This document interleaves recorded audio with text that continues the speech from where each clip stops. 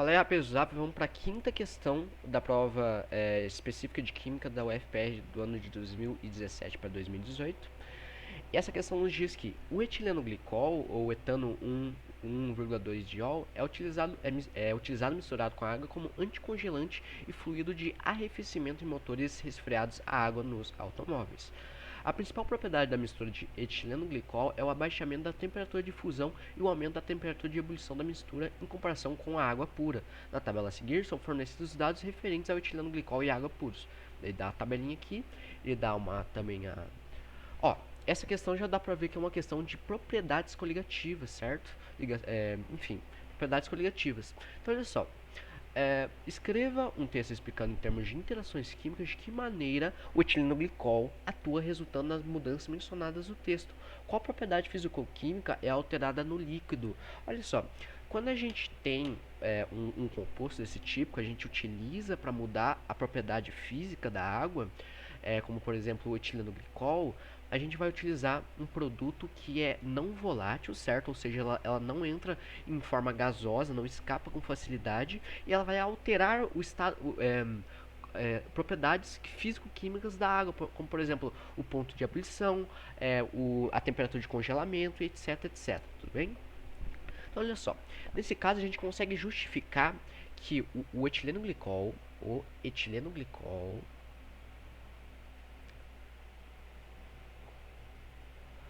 por composto não.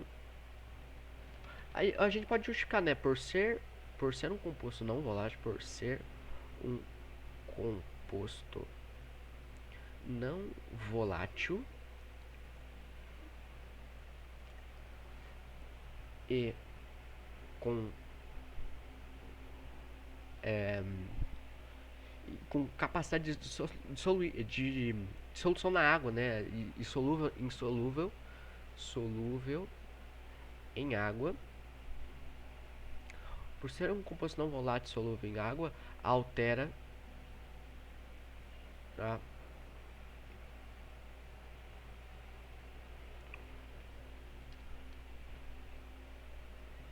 solúvel em água e possuir. Porque assim, o etileno glicol, tipo assim, o etileno glicol ele é o etano, assim, né? E tem o gás aqui no final, né? Ou seja, isso aqui. Aliás, eu escrevi errado. Etano glicol é assim. Tá certo, escrevi certo. O etileno glicol ele tem fortes ligações de hidrogênio aqui, certo? E essas ligações de hidrogênio eles modificam a estrutura, as propriedades físico-químicas da água no sentido de ebulição, ponto de ebulição, temperatura de congelamento, etc.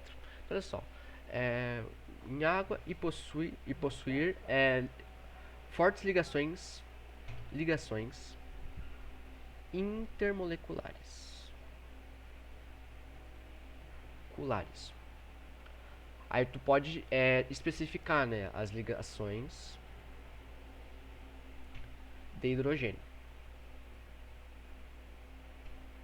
Só uma coisa interessante de dizer, não vai colocar pontes de hidrogênio aí, cara, porque a gente não usa mais pontes de hidrogênio.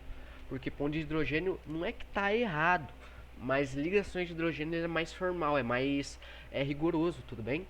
Então é isso aqui, ligações de hidrogênio, ligações de hidrogênio que alteram as propriedades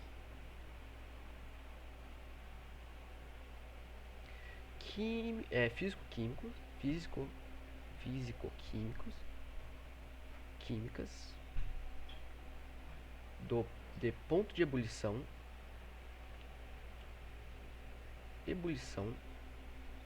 ou então você pode falar de temperatura de ebulição, né? Acho que fica até melhor, né? Temperatura de ebulição.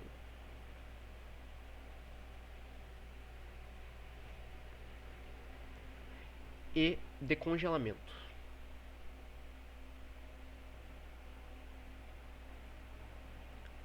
Essa é a resposta que eu te dei agora de última hora, tudo bem? Por isso que eu até dei uma enrolada assim, porque na hora você tem que ser mais certinho. Claro, você tem, sei lá, 2 horas e meia pra fazer essa prova.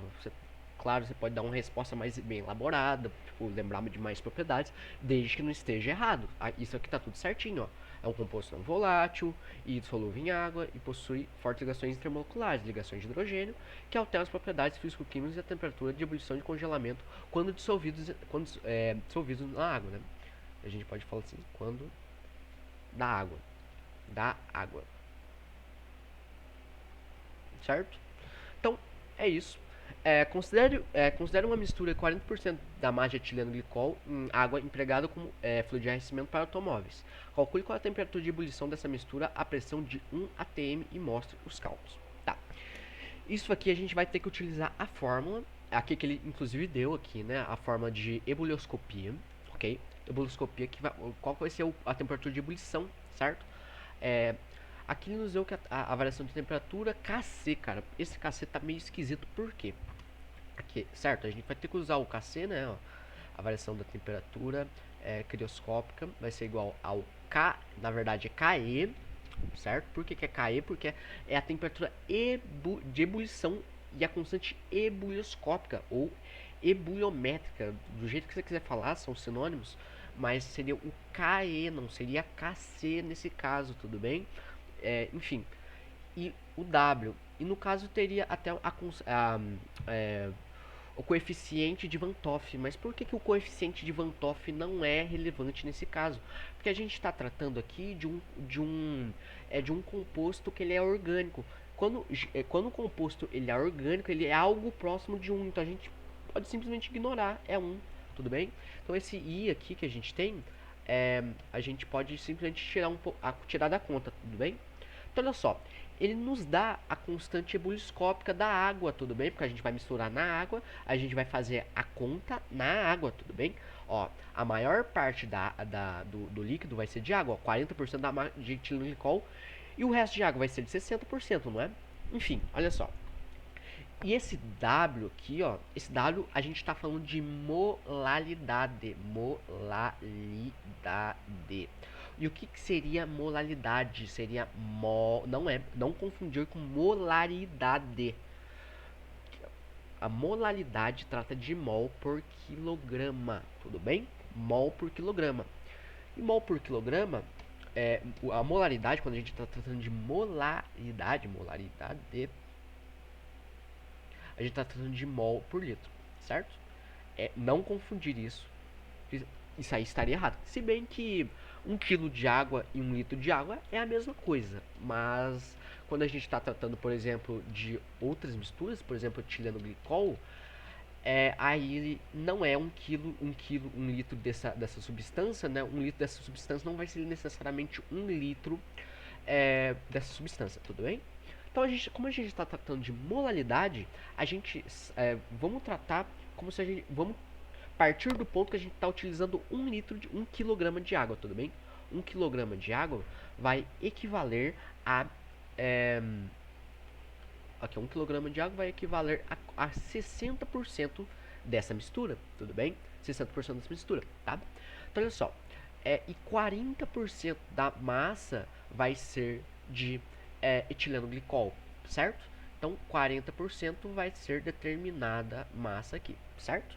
Esse 1 kg só lembrando que é de água, certo? E esse aqui é de etileno glicol. Então, a gente fazendo essa conta aqui rapidamente, a gente descobre que o X é de 666, já fiz essa conta antes, 666 o que quilogramas? Na verdade ficaria tipo assim, ó, 0,666, isso aí dá uma dízima periódica, mas a gente pode tomar como 666 kg, 0,666 kg, tudo bem? Então olha só, outra coisa que a gente tem que fazer aqui é descobrir, porque a gente quer descobrir o mol por quilograma, certo? Mol por quilograma, mol por quilograma. A gente sabe que 1 mol de etileno glicol por quilograma, a gente tem uma massa de, vamos ver, de 62 gramas, certo?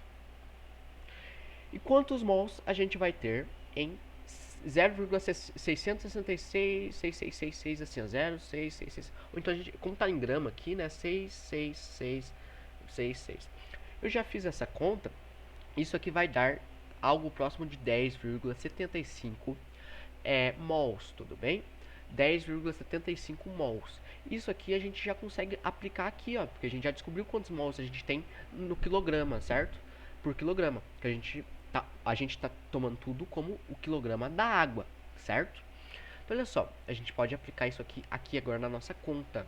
Então, olha só, a constante ebulioscópica vai ser da água de 0,52. Eu vou escrever como 52 vezes 10 a menos 2, tudo bem? Porque eu gosto, mas vocês fazem do jeito que você quiser. 10,75.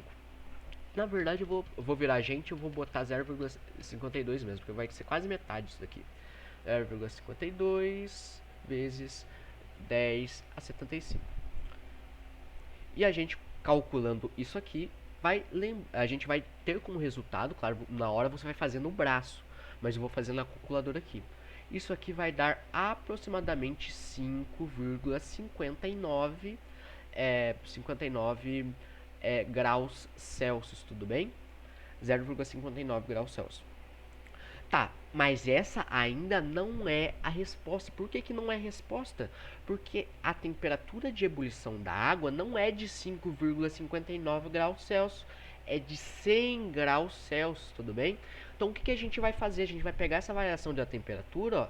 Então olha só, a resposta final que eu daria é assim, ó. Se a temperatura de ebulição, eu vou simplificar aqui, a temperatura de ebulição da água é de 100 graus Celsius, da mistura será de 105. A gente simplesmente vai somar, tudo bem? 105,6. Eu posso até dar uma arredondada, né? Eu acho que essa arredondada não tem problema, certo? Mas se você quiser ser mais rigoroso, certo? Você pode botar 105,59 graus Celsius, tá? Mas eu acho que eu vou dar essa arredondada mesmo, senão fica meio feio assim, certo? Enfim, a temperatura da água é 100% e da mistura é de 105,6 graus Celsius. Tá, mas por que vai aumentar? Agora vamos fazer uma breve revisão aqui. Que, ó, propriedades coligativas a gente pode lembrar como teco, certo? O que seria teco? Seria a tonoscopia, ebulioscopia, a crioscopia e a osmoscopia, certo? Então, quando a gente aumenta, certo, a concentração do produto que vai alterar as propriedades da água, certo? A gente vai ter uma diminuição na tonoscopia, um aumento na ebulioscopia, que no caso é o que a gente estava estudando aqui, então aumentou, certo? A gente vai ter uma diminuição na temperatura de congelamento e um aumento na pressão osmótica, certo? Só uma revisão rápida, só para justificar o porquê que eu acrescentei e não retirei, por exemplo, certo? Vamos para C agora. O etanol, apesar de ter um grupo OH menos, um grupo OH a menos que o etandiol, poderia ser utilizado em mistura com água para elevar a temperatura de ebulição dessa. Calma aí. Apesar de um grupo OH menos, poderia ser utilizado em mistura com água para elevar a temperatura de ebulição dessa mistura? Explique. Não, porque o etanol, né? Ele é um composto que ele é volátil, ou seja, ele não, a gente pode até misturar ele na água, mas ele não vai ficar muito tempo ali na água, ele já vai, ele vai entrar em estado gasoso facilmente, tudo bem? Ou seja, ele pode até, tipo assim, por pouco tempo, mas não a longo prazo não. Então assim, não, pois o etanol é um composto volátil. E a gente poderia até explicar, ou seja, né, porque tem uma longa resposta aqui, né? Ou seja, tem facilidade, a gente pode dizer assim, tem facilidade em entrar em estado gasoso. E essa resposta aqui está satisfatória, certo? Enfim, vamos para D agora. O sistema de arrefecimento do automóvel é baseado na troca de calor entre o motor e o fluido circulante, que absorve o calor da superfície e em seguida é resfriado no radiador.